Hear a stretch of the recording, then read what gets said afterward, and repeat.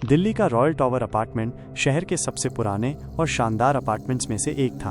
ऊंची ऊंची इमारतें, आधुनिक सुविधाएं और शानदार इंटीरियर, ये सब किसी भी व्यक्ति को यहाँ रहने के लिए मजबूर कर देता था। लेकिन इस अपार्टमेंट के बारे में एक अजीबोगरीब अफवाह भी थी।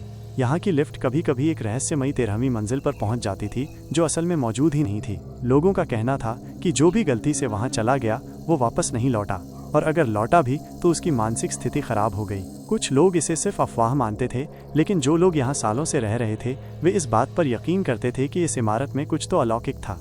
नई नौकरी, नया घर। रवि शर्मा एक 28 वर्षीय युवक था जो एक मल्टीनेशनल कंपनी में सॉफ्टवेयर इंजीनियर था। उसकी हाल ही में रॉयल टावर अपार्टमेंट के 10वें मंजिल पर शिफ्टिंग हुई थी। उसे इन अफवाहों में कोई दिलचस्पी नहीं थी। वह एक व्यावहारिक व्यक्ति था जो इन सब चीज़ों पर विश्वास नहीं करता था। शुरुआत में सब कुछ सामान्य था, लेकिन कुछ हफ्तों बाद रवि ने कुछ अजीब चीजें नोटिस करनी शुरू कर दी। रात के समय अचानक लिफ्ट अपने आप चालू हो जाती थी और ऊपर नीचे चलती रहती थी। कभी कभी लिफ्ट के डिस्प्ले पर 13 नंबर झलक जाता था, जबकि इमारत में कोई 13वीं मंजिल थी ही नहीं। कुछ पड़ोसियों ने बताया कि उन्होंने लिफ्ट में एक अजीब सी परछाई देखी थी जो इंसान जैसी लगती थी, लेकिन उसका चेहरा कभी साफ नहीं दिखता था। रवि इन सब बातों को मजाक समझता था। उसे लगता था कि ये बस तकनीकी खराबी होगी या लोगों का दिमागी भ्रम। एक दिन रवि को ऑफिस में देर हो गई। रात के करीब 1 बजे वो थका हारा अपने अपार्टमेंट लौटा। बिल्डिंग में सन्नाटा पसरा हुआ था। उसने लिफ्ट बुलाई और जैसे ही वो अंदर गया उसने 10वीं मंजिल का बटन दबाया। लिफ्ट ऊपर चढ़ने लगी, लेकिन अचानक झटके के साथ रुक गई। रोशनी मंद पड़ गई और डिस्प्ले पर 13 नंबर चमकने लगा। रवि का कलेजा मुंह को आ गया। ये क्या मजाक है, उसने खुद से कहा। लिफ्ट के दरवाजे धीमी आवाज में खुले। उसके सामने एक अंधेरा गलियारा था जिसमें हल्की हल्की लाल रोशनी टिमटिमा रही थी। वहाँ अजीब सी ठंडक थी और एक अजीब सा दुर्गंध हवा में घुला हुआ था, जैसे सड़े हुए मांस की बदबू। रवि ने बाहर झांकने की हिम्मत की। गलियारे के अंत में एक दरवाजा दिख रहा था जिस पर पुराने खून के धब्बे थे। अंदर से किसी के फुसफुसाने की आवाज आ रही थी, बचाओ, प्लीज बचाओ। रवि का गला सूख गया। उसने जल्दी से लिफ्ट के सभी बटनों को दबाने की कोशिश की, लेकिन बटन काम नहीं कर रहे थे। तभी उसने महसूस किया कि कोई उसके पीछे खड़ा था। उसका दिल जोरों से धड़कने लगा। उसने धीरे धीरे गर्दन घुमाई और जो उसने देखा उसने उसकी रूह कंपा दी।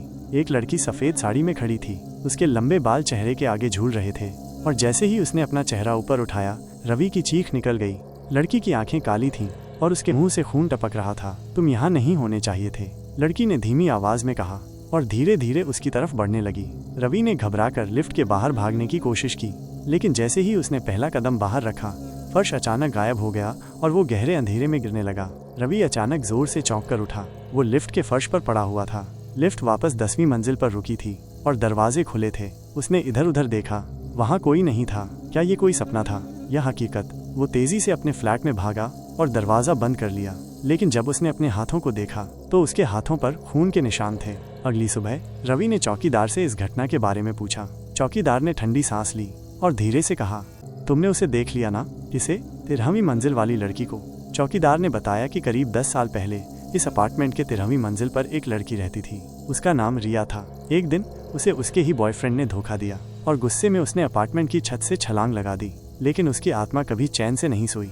जब अपार्टमेंट को रेनोवेट किया गया तो 13वीं मंजिल को हटा दिया गया ताकि कोई उस घटना को याद न करे, लेकिन रिया की आत्मा अभी भी वहां भटकती है और कभी कभी लिफ्ट उसे उस मंजिल पर ले जाती है जो अब मौजूद नहीं है। उस दिन के बाद रवि ने कभी भी रात के समय लिफ्ट का इस्तेमाल नहीं किया, लेकिन कहते हैं कि अगर रात के 1 बजे कोई लिफ्ट में अकेला जाता है तो कभी कभी लिफ्ट खुद 13वीं मंजिल पर रुक जाती है, और अगर आप दरवाजे से बाहर झांक लें तो हो सकता है कि रिया आपको अपने साथ ले जाए। क्या आप भी उस लिफ्ट में जाना चाहेंगे? अगर आपको ये कहानी पसंद आई तो और डरावनी कहानियों के लिए तैयार रहें।